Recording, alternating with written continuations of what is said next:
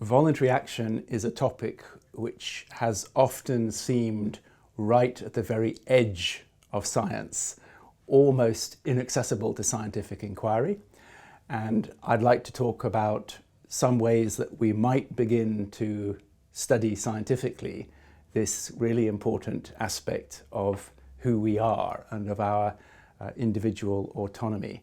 So first we need to begin with a definition of voluntary action, or I would say a definition of volition. So we can use the word volition to mean the mental state and brain state which allows us to make voluntary actions. But it's actually quite difficult to come up with a good definition of voluntary actions. In our everyday life, we feel we know what we mean because we think that we can do what we want and we can decide on what we do, and our actions are up to us. If I feel like going to eat pizza, I will just go and eat pizza, and that's fine. It was my decision. But when we try to look at the problem scientifically about what exactly this means, it becomes quite a lot harder. There are really different traditions of defining volition. The tradition in neuroscience is quite rigorous in some ways, but unsatisfactory in others. In neuroscience, traditionally people have distinguished between actions which are reactions or responses to an external stimulus and actions which are internally generated. So a voluntary action, my decision that I'm just going to go and eat a pizza, that's up to me. It's internally generated. It's something that I decided to do. Whereas a reaction would be an action which is triggered by some immediate, obvious, direct external stimulus. So the classic example of a reaction is a reflex. If the doctor taps on my knee with a tendon hammer and evokes a movement of my leg, then that's a reflex response because it seems as though there is nothing more in the action than there was in the stimulus. But quite a lot of our actions don't seem like that. They seem to go beyond the immediate stimulus information, and it seems as though something inside me is adding the information about what to do, where to go, what the decision should be, and translating that into action. So that is interesting because it puts volition and voluntary action almost at the opposite end of the Pavlov tradition, which tends to see all of our actions as being responses to environmental stimuli. But it's unsatisfactory because it doesn't say what volition is, it just says what it is not. So a voluntary action is not a response to a stimulus, but then what is the cause of it? Where does it come from? What is the cause of the voluntary action? And in philosophy, they have an answer to that question. So they say that a voluntary action is an action which we make for a reason. So the test in philosophy for volition is, can you ask a why question? Why did you do that? Why did you eat pizza? Why did you cross the road?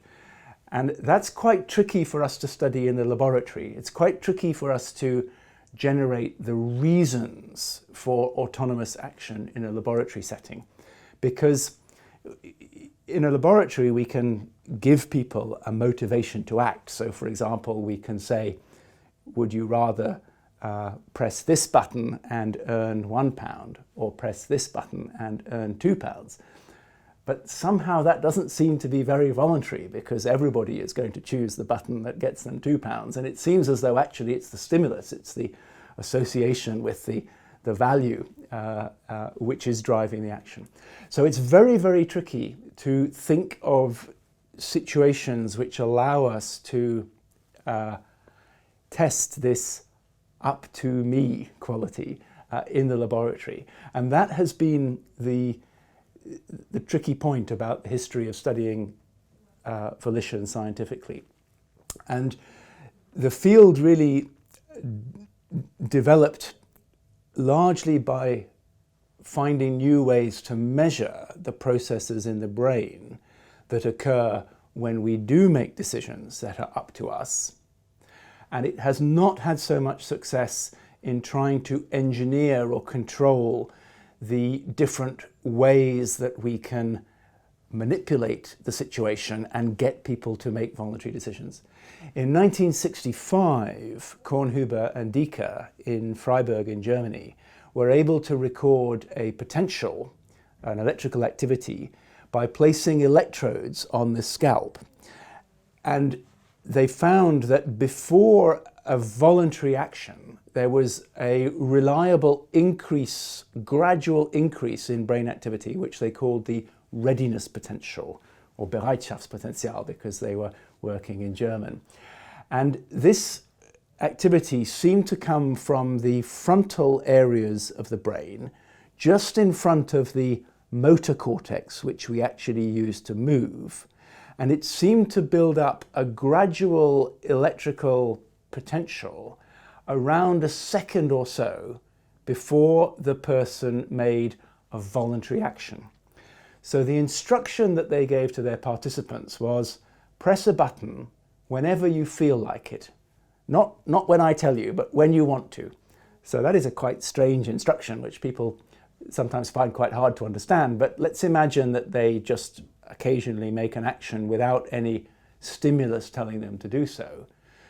The readiness potential seems to be something like the build-up of preparation in the brain as the person gets ready, go, and they press the button. So we now believe that we have a biomarker which can show us the emergence of a voluntary action, but we have not had very good ways of understanding, why does this biomarker begin? Why does the person decide to press the button now rather than 1 or 2 or 3 seconds later? And we recently published a paper in which we tried to address this question of what are the reasons for a voluntary action, using a slightly surprising task. So in our task, we told people that they should watch the screen and they should wait until the dots that they could see on the screen started to move either to the left or to the right. If they move to the left, press the left button. If they move to the right, press the right button. But you might have to wait a very, very long time before the dots start to move. You might just stare at the screen for up to 2 minutes waiting for the dots to move. That's really boring. And if you get bored waiting, you can skip to the next trial by pressing both the left and the right buttons simultaneously. Now, the critical thing is that that action, to press the left and the right button simultaneously, is not a response to the stimulus. There are no dots moving on the screen telling you to press the left or the right button. It's up to you to decide, now I'm going to press the button because I'm bored of waiting for the dots, I'm going to get to the next trial. So that is an action that is not stimulus driven. It's an action which is voluntary in the classic neurophysiological sense, because it's not a reaction to any stimulus in the external world, but it's an action that I make because I want to, because I'm bored. It's a little bit paradoxical that in this experiment we end up reducing free will to boredom, but it does fit with the classical definition that some of our actions are stimulus triggered and some of them are internally generated. And if you look at what happens before these skip actions that people make to get on to the next trial, you see the classic readiness potential. You see this gradual increase in electrical activity in the frontal motor regions of the brain, which builds up prior to the action. But the really interesting thing that we found is that this pattern of build-up is not just a reliable average that you see when you look at many trials grouped together. You can also look at the variability, the consistency, the reliability of brain activity. And as the voluntary action gets closer and closer and closer in time, the pattern of brain activity stabilizes and converges and begins to become more and more consistent, so that the readiness potential is not just a signal that you can see on average, but it also seems to be a pattern that the brain is trying to achieve before you make a voluntary action. And that seems to be relevant to an interesting question about whether our voluntary actions are purely random or whether they actually reflect some internal characteristic, distinctive process in our brain. Because we make actions all the time, and maybe these famous voluntary actions, which we consider are so important for our free will and for our individual autonomy, maybe they're not controlled at all. Maybe they're just spontaneous bits of neural noise which we occasionally produce. Now, if our voluntary actions were just noise, you would expect the brain to be doing all kinds of things before the action happens. There'd be no pattern. But our data showed that before this voluntary action, there's a reliable convergence on a stable brain pattern. You don't just see a readiness potential in the average, you see the brain trying to produce this stable readiness potential pattern. And that suggests to me that there is a distinctive precursor or process that precedes our voluntary actions. Our voluntary actions are not random. We can see this emergence of neural activity in the frontal areas of the brain when there is an internal reason to act. In our case, this rather funny reason, I'm bored, so I'm going to make the action so I can do something else, get on to the next trial. But it means that we can talk about volition in a scientific way, and we can talk about voluntary actions and the underlying mental process of volition as part of our cognitive ontology. It means we're talking about something. There's a thing, a process that the brain is actually trying to implement, like perception, like memory, like emotion. And I'm perhaps less skeptical about volition than many neuroscientists. So many neuroscientists say, well, we don't have free will and volition is not something that exists at all and we can't study it scientifically, so let's not talk about it. That is the behaviorist tradition, the tradition going back to Skinner. But I think many of our actions are relatively independent from the stimulus environment in which we find ourselves. It's difficult for you to predict exactly what I'm going to do or say next, even though you have full access to the environment in which we're speaking now. You can see exactly what environment I'm in. This unpredictability about human action is not just randomness, but it's about the fact that each of us has reasons for acting. Most of these reasons may be quite simple. They may be things as simple as satisfying basic needs, hunger, thirst, and boredom. But these are processes in the human brain. We can study their brain basis, and we can identify the activities that occur in people's brains before they decide for themselves what to do. So the future directions, I think, for this line of research are to continue to try to understand the biomarkers, the precursor processes in the brain that occur before we act, to try to understand whether different reasons for action, different motivations for action, correspond to different classes of brain activity. So the example that I gave was boredom, but we will often act for other reasons. We might act just because we are nice people, for example, and we want to help others. What is the brain basis of that? I would like to know, because we should work on it.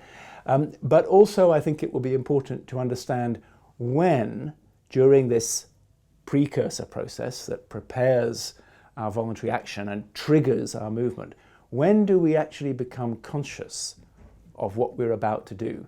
When do we have an awareness of the actions that we're going to make? And that's important because classically in our culture, actions are associated with consciousness. We think that we have the capacity to understand what we're doing and to control it before we do it, because we're conscious of the actions that we're about to make. So all systems of law are based on the idea that you are responsible for your action because you know what you're doing, and if it was stupid, you should have stopped yourself before you did it. But we don't really understand how that works in the brain, or indeed if it works in the brain. Some people think that brain science shows that the legal concept of responsibility is wrong. I think that's hasty. I think that's not true. But I would like to know, what is it about the action that I'm about to make now which makes me aware that I'm about to make it, and which is possibly relevant to whether I should have made it or not. So our legal systems all depend on a notion of conscious free will. And I would like to know, what is thing, what is the process in our brains which allows that to work or not. I don't think I really believe in conscious free will. I don't think we're anywhere near as free as we think we are, but I think we might be conscious of our actions. I don't think that our experience of our actions is just an illusion. And I'd like to know about how that conscious experience is related to the brain mechanisms of control, because that's very relevant to how our entire society works.